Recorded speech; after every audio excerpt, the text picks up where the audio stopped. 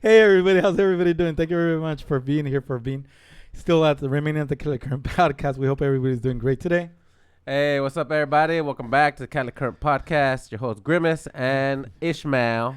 And we're here to talk about something very important. Why the heck are June bugs still out in the month of July? I know June bugs are supposed to be in the month of June and stay in the month of June, but lately I've been basically swarmed and bombarded by. But if anybody notices first, June bugs have red beady eyes.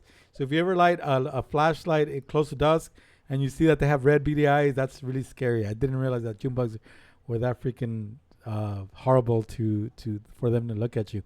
But it's like I'm out there, I see a lot of June bugs, they're swarming around me. I don't know why do we still have June bugs in July? That's what I want to know. I mean, I didn't even think that.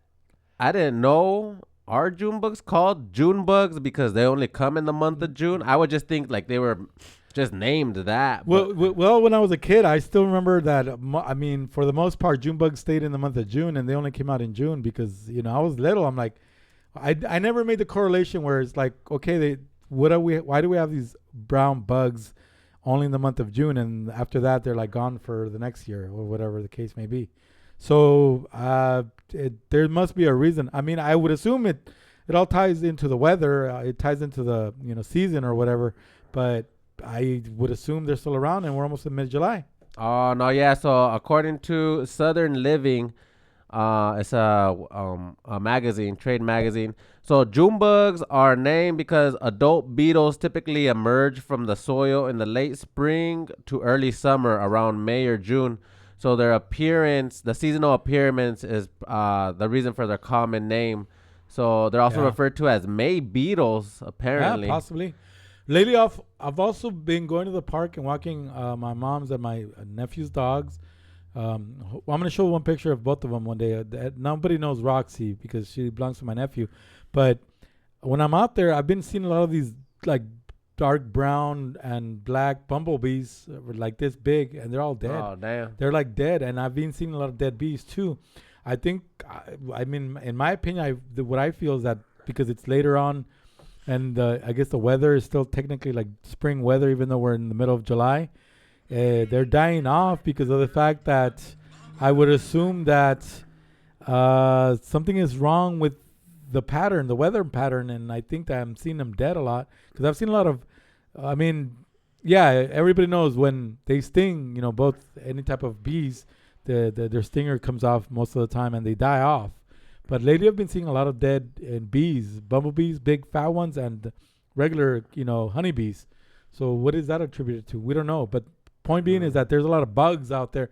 And also the bugs that are really annoying, very annoying because they come out right before dusk, are the gnats that fly around and they just don't want to leave the little black aphids. Exactly, yeah. Well, it's because they're flying around you. It's like the more you sweat, the more they're attracted to your pheromone or something like that. Yeah, I think I noticed this one guy was saying like they were attacking him a lot in the nighttime. Or this customer at work was saying that, they were all over me. They were attacking me in the night. I had the window open and they got inside. And I was like, I didn't even notice because I usually wear shorts when I'm at work and because it gets hot out here in California. So I had to wear shorts. And then I didn't even notice. Normally I feel them stinging me after then it's all itchy. But I noticed that I got bitten by a couple of them from that.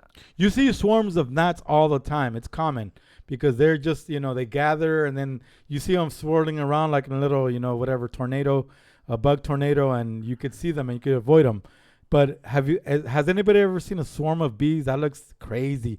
One time when I was barely an insertional aide back in 2002-ish, we were out. It was barely the beginning of spring and we were out and I didn't notice that a swarm of bees was coming towards one of my students. Her name was Emily. I still remember her name. And it's like, I didn't notice it, and I was so oblivious to it, even though I'm very observant. And the teacher saw it, and she literally said, "Oh, you guys better move out because there's a swarm of bees." And then I saw it whiz by in the same area where I was with the little girl. So that was scary. I've never been in a swarm of bees before. I've seen a swarm of bees before on my neighbor's backyard. I was like, oh, damn. It was crazy. There's like a whole gang of bees. And then one time I had a bee. It was on Easter, I think 2 years ago on Easter. There's like a beehive in the backyard, and I was walking by it. And then one of them stung me like right on my forehead. And I think one stung me on my chest. And then I just shook it off because, I mean, I've been stung before and there's no big issue. But then, like, I guess, like, hours later, then it was hard for me to breathe. And I was like, I thought it was because I was at my grandma's house. And I just thought, oh, maybe her house is dusty or the cat there, like, messed up my lungs. Yeah. But no, then I was about to take a shower and I see, like, I was all red. Like, I broke out in an allergic reaction. So, yeah, I think my air passageways were swelling up.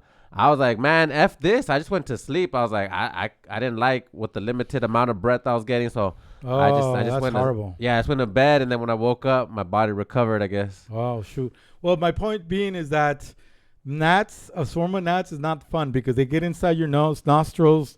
They get inside your ears. A swarm. Damn, I think I seen a swarm of gnats like when I was in Acapulco, when I was like in my teenager years, early teens. And over there, that was like tropical weather. And over there were swarms of gnats or aphids, something like that. Those are, well, they're called mosquitoes, actually. And those actually can bite you, and they leave a nasty mark. And it hurts when they bite you, actually. I think I've already sort of mentioned it a little bit. And moving on, it sucks. We're going to see these June bugs, hopefully not until August anymore. But hopefully they're going to not be around for the month of July any longer. That homie that was telling me that they were attacking him, I mean, he's like a heavy drinker. He likes to drink a lot.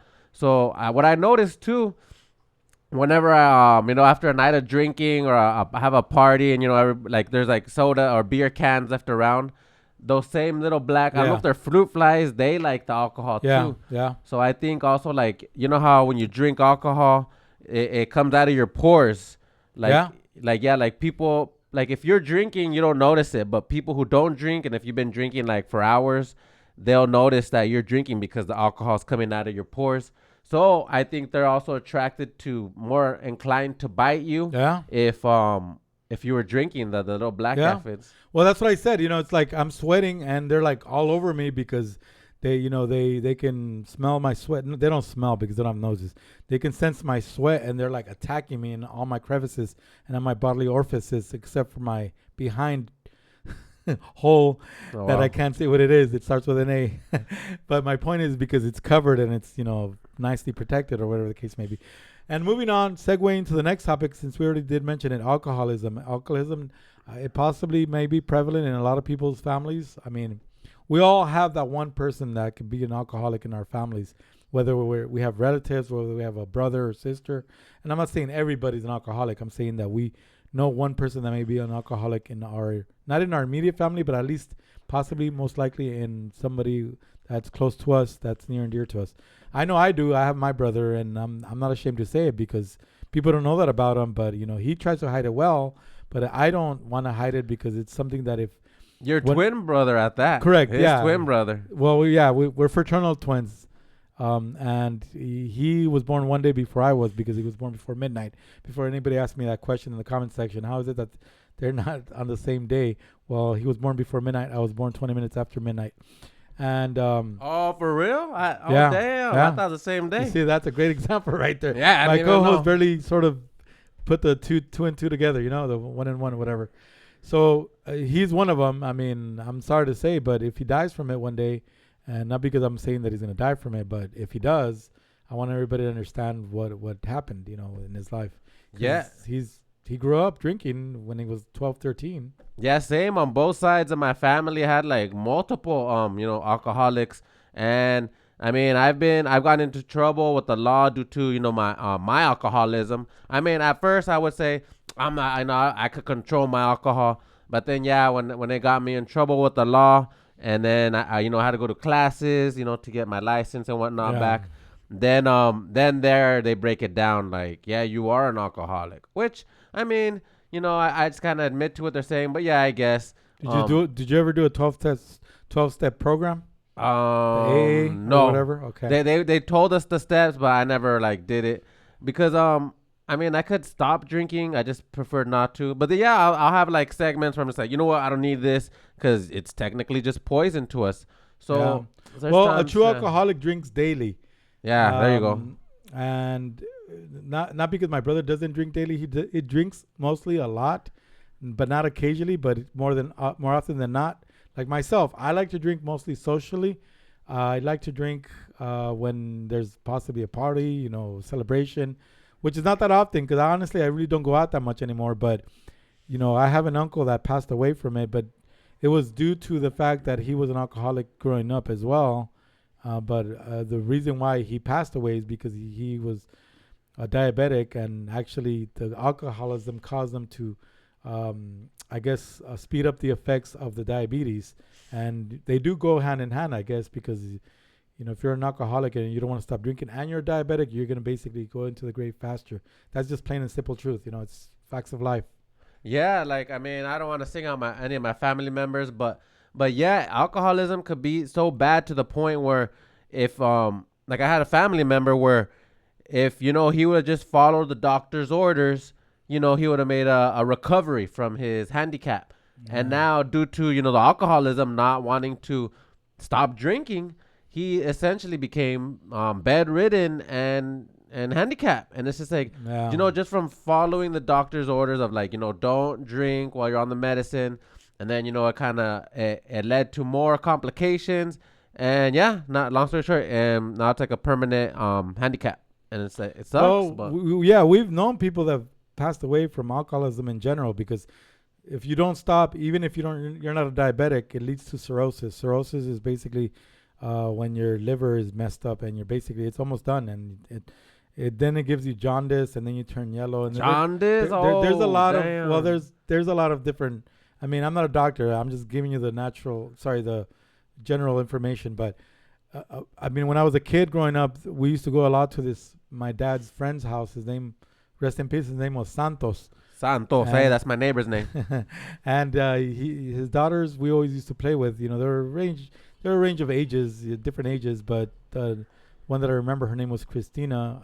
I don't know what happened to them, but I still remember as a kid going over there all the time. And he was like I'm not disparaging the guy because I don't know his habits, but he was usually every time we went there, he was literally just drunk out of his mind. And I knew, when I was even as a kid, I knew he was an alcoholic. It's like, okay, my dad, he drank on the weekends, but he was responsible where he worked during the week, and then on the weekends he liked to drink. He wasn't drinking every single day, but yeah, my dad did drink a lot when I was a kid. I remember, really well actually. So here's some statistics, guys. I like to bring them in and give us some extra statistical information for y'all. According to the National Institute on Alcohol Abuse and Alcoholism, in 2023, 62.5% of Americans aged 12 and older drank in the past year. But here's the real statistic. And 24% reported binge drinking. So heavy drinking is 5 or more drinks daily for men, or 4 or more for women. And that like you said, impacts your liver, pancreas, and diabetes risk. Yeah. Like you were saying. But yeah, I think, that's the thing. Sometimes after work, me and the coworkers, on Fridays, we'd be like, hey, let's go do happy hour. Like, all right. And then we would go. And then me and some of the other coworkers that, that would, he was like a party guy. He was like in a sorority in university. He would drink, binge drinking. You mean a frat house? Sororities for girls. Oh, yeah, I think it was a frat house. So it was fraternity. Fraternity. He was a binge drinker, and me just I was kind of alcoholism with binge drinking too. But then there was other coworkers there, like a female, and she only drank half her drink or maybe a quarter of it and just left it there. And I was just like, damn, she just had a quarter of the cup, and she's I'm done. She didn't get a second drink. She didn't have to drink the whole thing. And I was like, that's probably how you're supposed to drink alcohol, just a little bit, or not too much. Because even this other statistic I was reading, it says light drinking, like a glass of wine or beer daily, has been linked to 18% lower risk of early death in one UCI study. So, what do you mean daily? Like if you have one drink a day? Just one daily though. Well, yeah, that's. an alcoholic has 1 times 10 or 20. Yeah, see, in one day. That's binge. But that's my point. Yeah. But they know that they're causing bodily harm or internal harm to their organs and stuff, and they don't care because everybody thinks we're gonna live forever, or we're young. Oh, that's not gonna happen to me, or the stigmas that go into it. The usual mindset of no, that can never happen to me. Yeah, I mean, so like we were saying on the other episode is the youth, like, if you haven't drank, just I would say don't even start. I mean then again, well, it depends what religion you denominate to, but in Catholicism, they always offer you the glass of wine, the Yeah, blood, but that's only on Saturday because the blood of Christ. the belief is, that it's the blood of Christ because the priest turns it in the sacrament into the body and the blood of Christ. But I never took the sacraments because I didn't have my first communion until I was 16, and even then, I sort of didn't like the way wine tasted. I've never really been a connoisseur of wine. Now that we're talking about alcoholism, I'm not an alcoholic. I like to drink, like I mentioned, socially, but it's like it doesn't stop me from having a good time. But we know people that have passed away from alcoholism. Yeah. I knew this one person too. I grew up with him. He was the father of my friends growing up, in the same neighborhood. And, he had jaundice. He actually lived another 10 years. It's like if God wants to make the miracle, he does. He after he had jaundice, he lived for another 10 years. And eventually he passed away. I don't know, from complications of drinking all the time when he was younger or whatever the case may have been. But what can I say? Hopefully that's not going to happen to me. But I know I have a different fate. I know alcoholism is not going to take me because I'm not a full-blown alcoholic, even though I like to drink. When I got my first communion done, and then it was my first time to go get the blood of Christ, I was kind of excited, like getting to drink, and it was like an experience drinking in church. Like I was I think you saw it in a way. It's like, oh, well, yeah, it's so fun. I'm gonna have to. The priest is giving me wine. It's not legal because I'm not under 21. Bread and wine. I'm under 21. It's kind of. It is pretty cool. I really enjoy it. It's great. Well, and it's holy. I don't know what to say. I'm not a big alcohol drinker. The only type of alcohol that I really like, not if you want to call it alcohol, it's like beer. And then tequila. My go-to tequila is Don Julio. I don't buy it all the time. It's not like I have it in my fridge because I don't have a fridge. I don't even have a bed, for crying out loud. Oh, damn. So it's like, tequila. I love Don Julio 70. That's my go-to right there. I can't afford it all the time because like $60 a bottle. But I think since my wife's birthday is coming up, and she doesn't like to drink that, but I'll buy a bottle just in case she wants to take shots or something. Wines are pretty cool. Right now, the NASCAR is actually in Sonoma, the wine country. We were going to go. Yeah, we're going to go, but last minute, I was like, it's just not. Things happen where it's not that you can't go. It's just, things happen where you can't go. Yeah.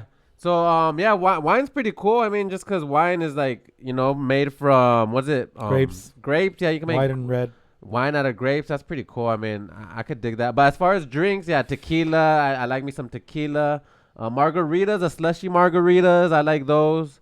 I even like the Cadillac margaritas El Torito has. Yeah, I haven't had one in a while, but those are good. Those are really good. The big Slurpees at Las Vegas, where they have those big old, what is it, like the Fat Tuesdays? It's like a 20 ounce. 24 ounces at the most. They're cool, but you know what I kind of don't like, which now I'm more aware of sugar. Like I'm always thinking like sugar now. Obviously alcohol is a poison, not good. So is sugar. So I'm just thinking like when I have those big margaritas, like, hey, let me get one that's sugar free, because as it is, the alcohol is not good for the body. So at least, cut out the sugar. But yeah, like everything in moderation. If those of us, it's a challenge. Especially, but alcohol is, is good to socialize, bond with friends, family, have a good time. But who's to say you don't need alcohol? That you do need alcohol. You don't really need it to bond and social. But if you could do it responsibly, do it. And most definitely don't drink and drive because, people die and that's not nice. Well, I'm just going to say a few weeks ago, I picked up this writer. She told me that her boyfriend was killed in I guess, an alcohol-related not a hit and run in Texas, but it was a drunk driving, fatality. She had barely gone through the trial in Texas, and they only gave the guy a slap on the wrist. Not even. She said that the guy got like 200 hours of community service in Texas. I'm like, of all places, drunk drivers only get 200 hours of community service for killing somebody in a car accident, whatever, an alcohol related. Really? Yeah, that's all he got, 200 hours. And the judge was being lenient because he was gonna get like I don't know, maybe not even 100 hours of community service. She said that she was being harsh to him. That's what the female told me. Yeah. And then I feel bad for her because within a few weeks, her best friend was killed too. No. In another drunk driving incident. So yeah, don't drink and drive. It's not worth it, especially if you live in the states where it's really heavily penalized. In California, they're going to throw the book at you. You're going to get possibly... Well, in California, it also depends. Orange County, over here, the west side, the best side, Orange County, they're really strict with it. Yeah. LA County is not as strict, but California is strict with it. But Los Angeles County is like less penalties. Obviously, you're going to get in trouble and do jail time. But Orange County makes you do more stuff than LA County. Yeah. Well, and then, it just depends. And then also, I mean, I think it's not... I just recently saw in the news... I think it was back in 2022. Some police officer actually, I think he was off duty. He ran over and hit a 19-year-old kid, just kind of graduated from high school, and killed him. And he's still out on bail right now. The police officer, they're barely going through the trial and court stuff. But yeah, same thing. He's basically getting like a slap on the wrist, like 6 law enforcement months gets off easily for anything, especially if they kill somebody involuntarily. I was like, they get off cool. easy because one, they're law enforcement, and two, because no, court is going to prosecute a law enforcement officer, especially if they were in the right of, whatever, using armed force, or not armed force, whatever. I don't know what it's called. I don't remember if he was off duty or on duty, but basically it's like he got preferential treatment. But even then, it just depends. Yeah, and it sucks. I mean, that kid, 19 years old, he was, he's still in his youth, which, you and I, how do we get the fountain of youth? I mean, it's a blessing to grow old and, make it to this age, 38. It's a blessing, but, not like... You don't look like your age, by the way, and I get told a lot by a lot of my writers, females.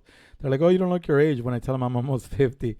I know. I don't feel like my age either. I feel like I'm not my age. I'll say just because the way I dress, I'll be wearing still like superhero stuff over here. I think it's also genes. You have really great genes because people don't understand. It just depends. Also, not abusing alcohol and not abusing drugs when you're younger or whatever the case may be. Because look, I'm gonna say something. When I used to work at outdoor science school back in 2012, it was 11 and 12 that year. And that was the same year that the planets aligned and looked all crazy from the mountaintop. Anyways, well, there was a female that was my age. Literally, same birthday, my age. We were born on the 25th of October in the same year. And she told me she had abused drugs like crazy when she was younger. But then again, she was also Caucasian. And we didn't look the same age. I looked like I was possibly 25, even though I was 35 back then. And she looked like she was 55. And I'm like, well, she aged badly. I don't know if she had bad genes, but I think a lot had to do with possibly with drugs, and that's just my opinion about it. Oh yeah, drugs. I thought I was gonna say maybe something from the Caucasus Mountains. No, it's the drug. It's definitely the drugs. It was the drugs, and I felt bad for her because we were the same age. I'm not gonna say her name because she's still around, possibly. Pamela Anderson. No, but back in outdoor science school, we partied a lot, and that's the least of what I'm gonna say because everybody can understand what parties means. Have you seen the I mean, not to talk smack on her, but she was a bombshell of her time. She was the wife of all-star basketball player Dennis Rodman. Pamela Anderson, the Baywatch girl. Oh, I thought you were gonna say Carmen Electra. I'm like, they're both. Oh, they're both. They're both sagging. Damn. No, Pam Anderson didn't date. He didn't date Dennis Rodman. He married Carmen Electra. Carmen Electra. There you go. One of them Baywatch. Well, it doesn't matter. Pamela Anderson still doesn't look that great anymore. No, have you seen? I mean, hey, my bad, Pamela Anderson, but the way she aged, like she looks like she's like she's Canadian, by the way. A scary girl from a scary movie now. I was like, what the heck? Well, I think it's all the surgery. I mean, all the surgery, plastic surgery, or the whatever. Makeups too. Yeah. Like I've been seeing them tutorials of the makeups that you girls be putting. I was like, what the heck? Like this girl with no makeup and makeup, it looks completely different. I was like, what the heck? I know there's medications out there that possibly can make you reverse your age or whatever and go back, a few years or whatever. I don't know if those are true. I don't know if they do represent what they do, and that's possibly wrong because everybody can say anything about any little pill, and it's gonna make you do this, make you do that.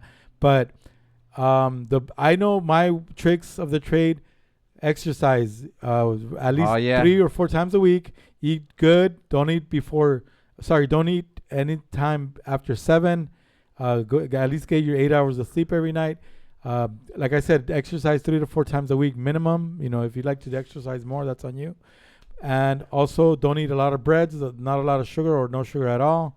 Eat a lot of wheat, grains, fish, omega-3s, vitamin C, vitamin Ds, and eat a lot of grains mostly. It's good to not eat a lot in one sitting, but to eat small portions like 5 times a day. And I think that's the way to do it. I mean, I'm not fat. I used to be fatter, but I'm watching what I eat a lot. I'm not eating a lot of breads. I'm not eating too late, and I'm not gorging myself in one sitting eating a lot of food. I eat small portions like 2 or 3 times a day. Yeah, like at first I was gonna say, fountain of youth. I mean, the makeup thing. I've seen like these older ladies just put makeup on videos and they look all young, but that's not real fountain of youth.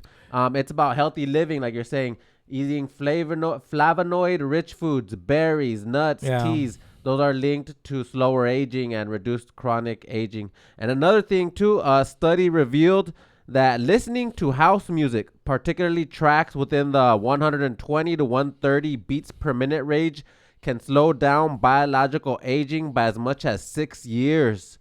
So yeah, that's a great thing because house music. If you like, not everybody likes house music, but it's really good. It pumps you up. It keeps you like motivated. It keeps you, like upbeat.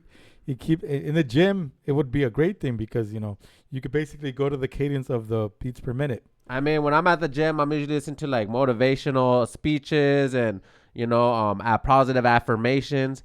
But yeah, now that I read this one, regularly listening to house music also improves heart rate variability and control. This too is an indicator of better cardiovascular health and longevity. Damn, that's crazy. Just listening to music, because you get pumped up, like you're saying, like,